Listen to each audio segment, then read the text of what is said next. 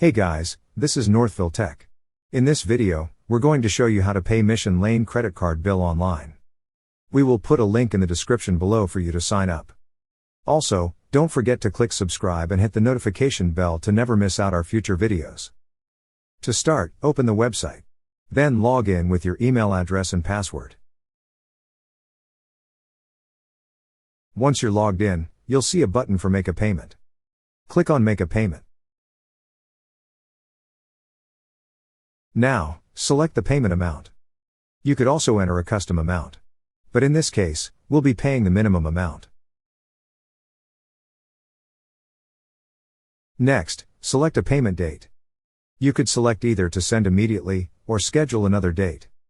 In this case, we'll be making an instant payment. Also, select a payment method.